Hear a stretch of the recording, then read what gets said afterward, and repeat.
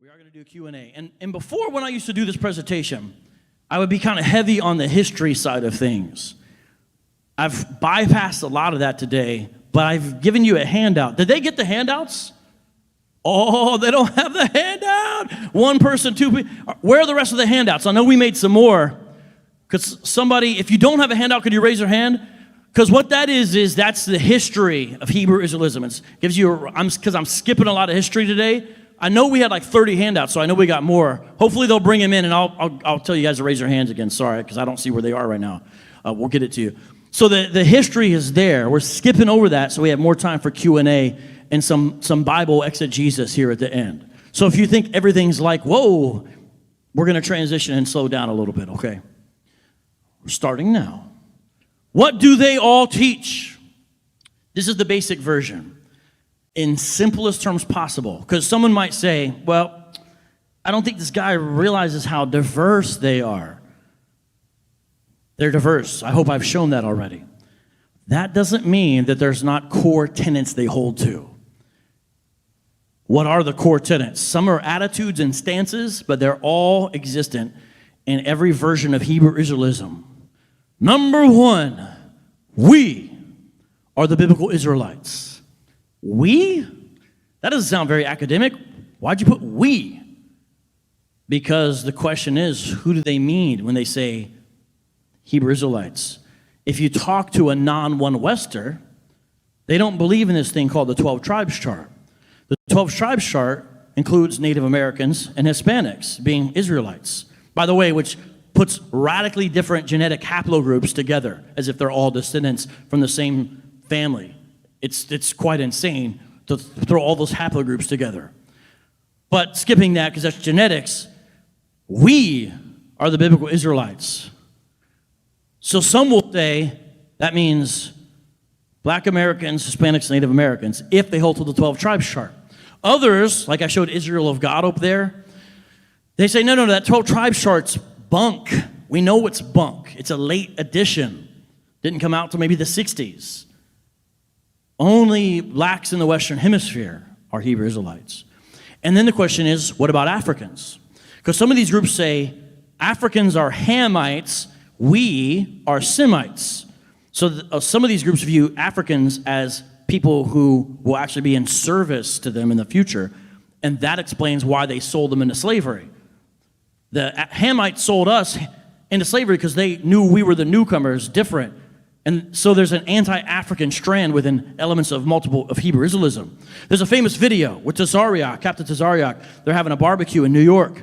And you got Sonetta saying, hey, here's this young kid. It was a 14-year-old kid who was Nigerian, I believe. And at first, Tazariak didn't know the kid was West African. And when he discovered he told him he couldn't come to the barbecue. He was literally disinvited to the barbecue. But the lightest Puerto Rican you can imagine was in there because he's on the 12 Tribes Chart. And I'm okay. Hey, eat the barbecue. But that shows the way there's a separation with some of these guys between what they say Hamites and Semites. So what do they mean when they say we are the Biblical Israelites? Some will say if you're not of Israel, you can be grafted in, so you might be a spiritual Israelite. Now, that's a minority position, but it does exist. Some say, like GMS, you could look like a member of another nation. You could look white with red hair and be an Israelite. It just means there's been a lot of intermarriage on your mother's side. And it's okay because it matters about your father's side. You see what I'm saying? So you'll have a guy with red hair preaching against white people saying he's an Israelite. Literally, the leader of GMS Columbus fits the description that I just gave. 2, the Jews are fakes.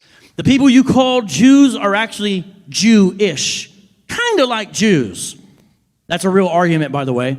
So I always say, so are people from Britain sort of like Brits? British, English, Scottish, Danish? It's a ridiculous argument, but they actually will say that. But I've never met a Hebrew Israelite who says the pie is big enough for all of us. You can have the Ashkenazis, the Sephardim, the folks who stayed in the Middle East, like the Yemenites and the Iraqi Jews, the Iranian Jews. By the way, Jews aren't all looking like Jerry Seinfeld out here. Sometimes in America we think of that. Don't think of that. Israel is diverse, and people who claim to be Israelites Today, it's a diverse, it depends kind of where they ended up geographically. Like the Yemenite Jews look very different than Larry David, right? But they'll still say the Jews are fakes. Like I said, they like to call them Ashkenazis. Sometimes they call them the serpent people or the snake people. They believe that Revelation refers to them, those who say they are Jews who are not, right? So they're fake. So if you say, well, that sounds anti-Semitic, how can I be anti-Semitic? I'm a Semite, right? 3, we must keep the law.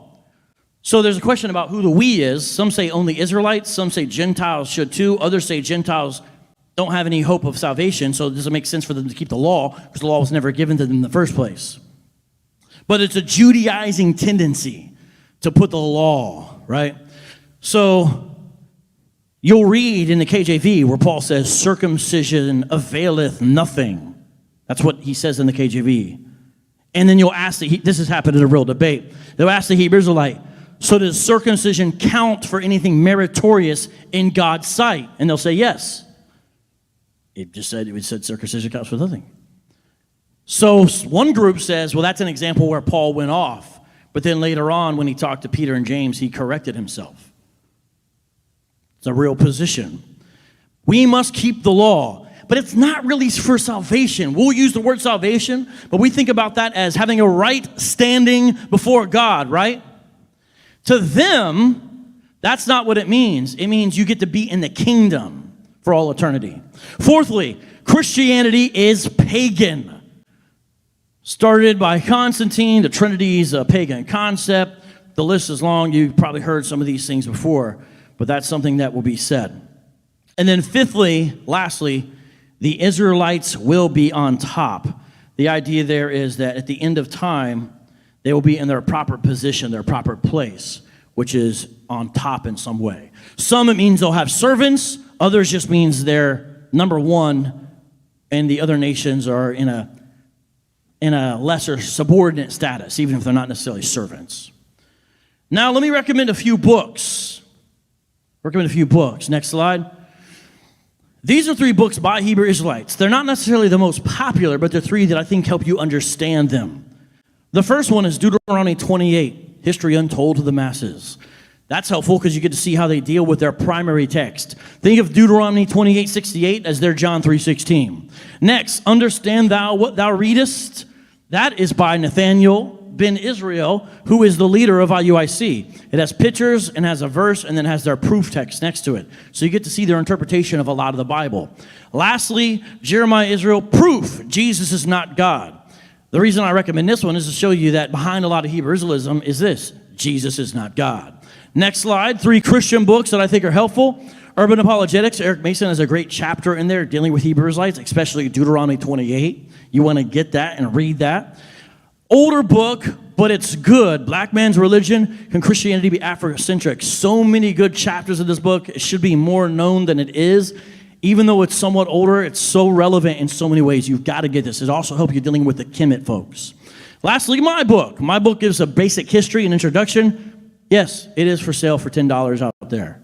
So come by and see me at my little table.